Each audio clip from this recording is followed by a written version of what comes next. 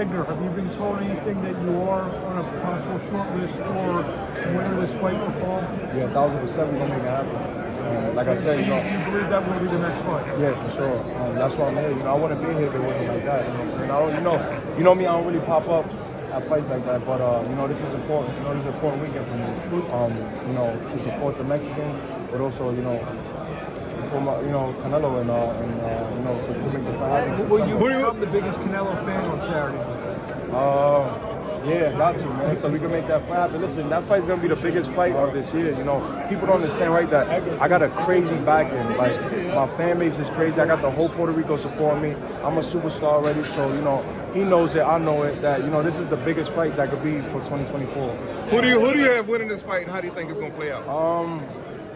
I want Canelo to win. I think if Canelo lands on his chin early, he's going out.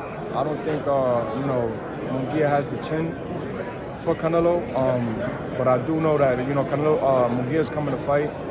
He's coming like a storm. So Canelo just got to be on his P's and Q's. And if Canelo is not on his P's and Q's and alert of a lot of things, he's going to be in for a long night. I know you saw the press conference yesterday between Oscar and him, and it felt like there was a lot of feud that they had a lot of feud between them. Yeah. Do you believe maybe possibly that Oscar probably got in Canelo's head and the stuff that was said? Because it was a fired up Canelo. Nah, yeah, for sure. I wouldn't say he got in his head, but De La Hoya, man, that dude is crazy, bro. I want to see him too, cause he was talking shit about me too, but what was he saying? But I forgot he was talking something about my last fight. Was it my last fight? Right before my last fight? But I think he's just trolling too, man. Like he shouldn't have never did that. You know what I'm saying? Especially on a day like that, or like yesterday, it was crazy. Speaking of Henry Garcia, it seemed like there was maybe like some words exchanged with Tank at the fight or something like that, or he said something maybe about it. Yeah, what was that about? Tank. Is that your breast thing, no? Oh yeah, we was in no. It was crazy. We was in Starlet. We was in the club. You know what I'm saying? And Pops was trying to show him love in the club. We was in Starlet in the club. Pops was trying to show him love, and he came out a little aggressive. I feel like because he didn't know too much people what was going. It was so crowded in the club. It was so crazy packed, and like he brushed Pops off. You know what I'm saying? And we grew up with Tank too in the amateurs. So when I seen it, that's when I got crazy, and then he got crazy. We started going back and forth, but he capped it, and he left the club too and started going on Twitter, Twitter for him. Now, also, I've seen recently you had some words with David Morrell. I want to talk about that. Well, all right, well, let's talk this one because you made, I feel like you made Latin waves. You was just on stage with, I believe, DJ Camilo. Yeah, nah, I was on stage with Alex Sensation. Alex Sensation, and they announced, or he announced, you and Canelo for September. I mean, is it that realistic to where we can be announcing it to 20,000 people? Oh yeah. He just got to do his thing, man. Canelo got to do his thing this weekend, and we definitely gonna make it happen. This is gonna be the biggest fight of 2024. I keep telling everybody that people don't understand the magnitude of that fight. You know what I'm saying? Like you got two countries going against each other. You got Puerto Rico, that's a fine country. You got Mexico, that's a fine country.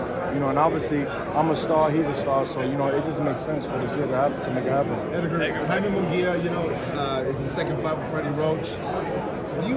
Everybody has a chance when they step in the ring, right? But obviously Canelo's experience is going to be the big factor coming in here. But do you see maybe Munguia giving him any problems maybe throughout the rounds? If so, in what fashion? Yeah, Munguia, the only thing I like with Munguia is his defense. I feel like he has great legs, he has great punch output, but I feel like his defense is not there where it's supposed to be. I feel like anybody can hit him. Ray Charles can hit him. I'm like so. If Canelo, like I said before, if Canelo lands on him, he's going out.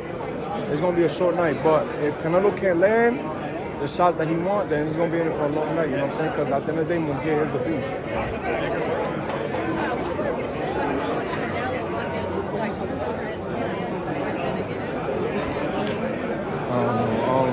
I think there's a lot of I don't know that situation. I want to say, because people were saying that he's ducking him. I don't think that dude's ducking nobody. He fought Triple G when Triple G was supposedly the monster of the 160 division or 168 division. I don't think he ducks nobody. I think he's a warrior. You know what I'm saying? I just feel like there was a lot of how can I say, there was just a lot of like friction between both of them.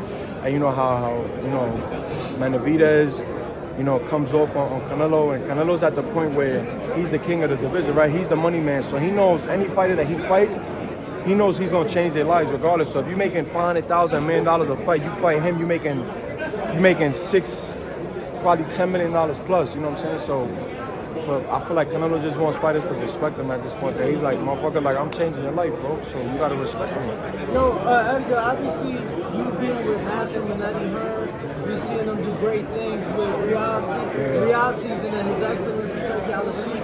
I saw you at the press conference. Is it possible for you in the near future to be on one of those Riyadh season cards, whether it be here or overseas? Yeah, for sure, man. I'm open. You know what I'm saying? I'm open to everything, man. And especially with them, you know, I know he's watching me and he likes me as a fighter. You know, he likes. I know he loves the heavyweights. You know what I'm saying? But I know, you know, I spoke to him briefly through Instagram and stuff, and you know, we spoke, and you know, he was talking about, you know, trying to bring me out there as well. So. That's something in the works too as well. You know, like out there, doing it out there is dope. You know what I'm saying? Especially there's a lot of money out there too to be made. Now, obviously we spoke on the Canelo fight. Should it happen in September, would you go straight into that fight, or would you take a fight in between? Nah, we're going straight into that fight. Definitely. Like if we can make it happen in September, we're going straight into camp. You know, and ready, because that's going to be a big fight. You know what I'm saying? And at the end of the day too, it's about legacy, bro.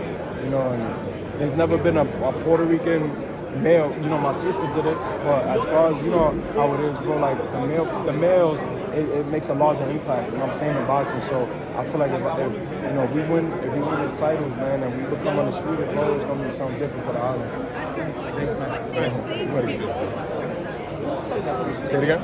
Why do you think Bivol was successful against Canelo? And what do you think about Bivol's victory?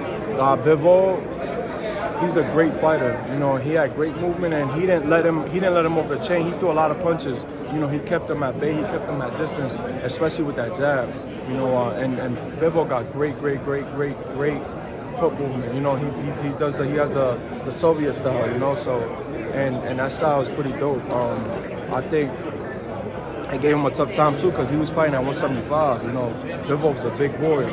And you know, he probably walked in like at 195 or something, you know. So I feel like that's what played a major factor for the Canelo winning.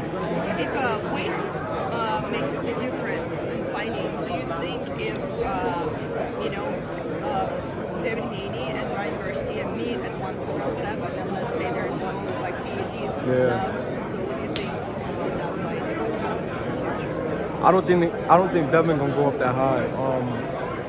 If they do make you know, do the rematch, they should do it at 140. You know, run it back for the simple fact that, you know, he came in with PEDs and stuff, and he came 3 pounds overweight. But I don't see Devin going up that high right now. Ryan says he cannot make 140, so I guess my question was also about Bivol and interview. What do you got on that? That's gonna be a good fight. That's a 50-50 fight for me. That's a good fight. I think you're